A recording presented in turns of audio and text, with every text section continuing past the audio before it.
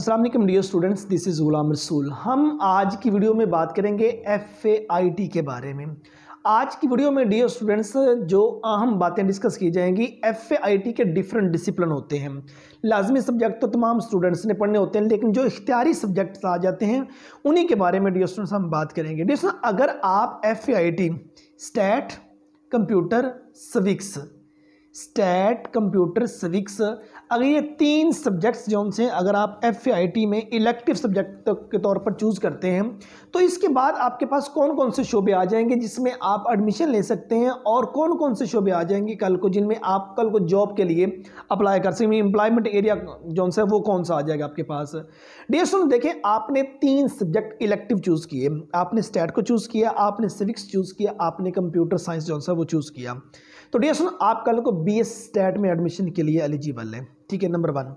Number 2 पे आपने civics को चूज़ किया। सिविक्स के रिलेटेड जितने मतलब कि आपके शोबे आ जाएंगे, मीन्स आप कल को BS सोशियोलॉजी करना चाहें, BS IR करना चाहें, तो आप उन तमाम शोबों में कल को मूव कर सकते हैं।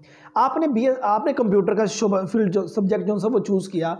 आप चाहते हैं कि कल को आपको BS IT वगैरह में जाना चाहिए या जा सकते हैं, तो डियर स्टूडेंट्स आप BS IT में एडमिशन नहीं ले सकते। BS IT में एडमिशन लेने के लिए ज़रूरी है कि आपने 200 नंबर का इंटरमीडिएट में मैथ्स का सब्जेक्ट ज़रूर पढ़ा हो। 200 नंबर का अगर आपने मैथ्स का सब्जेक्ट पढ़ा हुआ है तो देन आप BS IT में जा सकते हैं। और उसके बाद आपने लाजमी सब्जेक्ट जितने पढ़े होते हैं, आपने इंग्लिश का सब्जेक्ट पढ़ा है, इंग्लिश है, उर्दू है, इस्लामिक स्टडी है, पाकिस्तान स्टडी है, तर्जुमातुल कुरान है, ये सब्जेक्ट्स आपने पढ़े हैं। तो जैसे आपने इंग्लिश का सब्जेक्ट पढ़ा तो आपके पास इंग्लिश के तमाम डिसिप्लिन आ जाते हैं। BS English, BS English literature, BS English linguistic, BS teaching language. आपने उर्दू का सब्जेक्ट चूज़ किया, BS उर्दू, BS इकबालियात, उनमें मूव कर सकते हैं। आपने इसमें लाजिम सब्जेक्ट में इस्लामिक स्टडी का पढ़ा, आप कल को BS Islamic study, BS Islamic history, इनमें मूव कर सकते हैं। आपने अरबिक का सब्जेक्ट पढ़ा, तर्जुमातुल कुरान का पढ़ा, आप कल को BS अरबिक के फील्ड में भी मूव कर सकते हैं। आपने इसमें मुताला पाकिस्तान का सब्जेक्ट पढ़ा, आप कल को BS Pakistan study, BS Pakistan history, इन तमाम में मूव कर सकते हैं।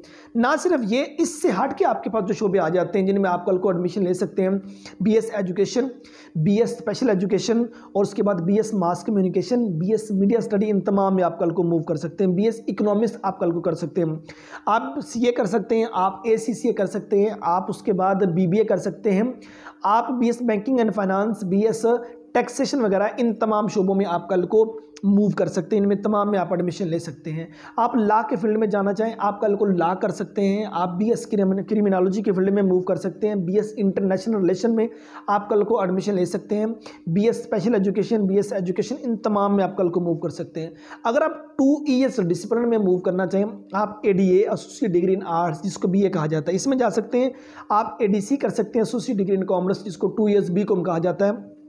आप ADE associate degree in education, आप इसमें मूव कर सकते हैं, ठीक है। आप ADP इंग्लिश, ADP उर्दू वगैरह, इन तमाम शोबों में कल को मूव कर सकते हैं। इस डिसिप्लिन के बाद FAIT के बाद, जिसमें FAIT में जहां आपने स्टैट कंप्यूटर सिविक्स, इस कम्बिनेशन के बाद डियर स्टूडेंट्स आपके पास कम अज़ कम 100+ डिग्रीज प्रोग्राम आ जाते हैं, 2 years और 4 years, जिसमें आप कल को एडमिशन लेके अपना करियर सेव कर सकते हैं। जॉब्स की बात की जाए तो आप FAIT के बाद army, navy, air force, Punjab police, इन चारों मतलब के डिपार्टमेंट्स में आप इंटरमीडिएट बेस पर जॉब के लिए एलिजिबल होंगे। वापडा, नादरा, इनमें जॉब्स इंटरमीडिएट बेस पर आती हैं, तो आप इनमें भी अप्लाई कर सकते हैं।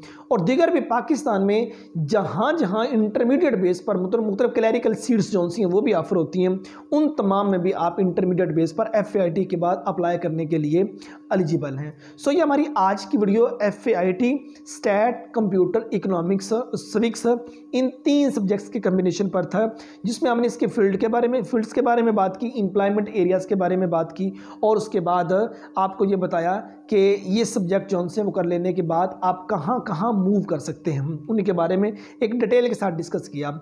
उम्मीद करता हूँ कि आज की वीडियो आप स्टूडेंट को अच्छी लगी होगी। नेक्स्ट वीडियो में मिलते हैं। अपना बहुत सारा ख्याल रखिएगा। फी अमानिल्लाह।